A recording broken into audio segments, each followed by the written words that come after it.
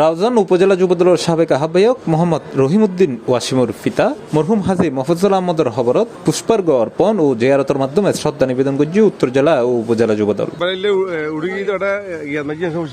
মেয়ের 15 তারিখ শুক্রবার বেলা 5টায় রাউজান পৌরসভা 9 নম্বর ওয়ার্ডত মরহুমের কবরস্থানতে কর্মসূচির আয়োজন করা হয়।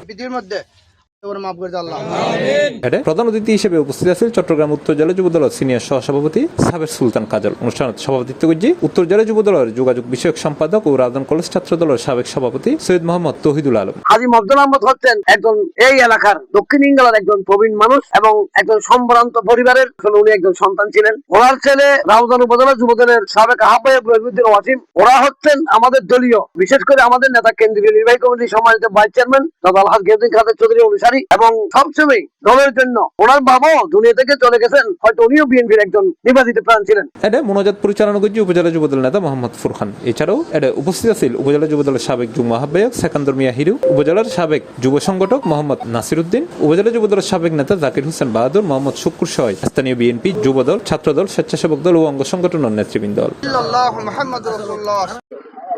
C plus TV, Chittagong.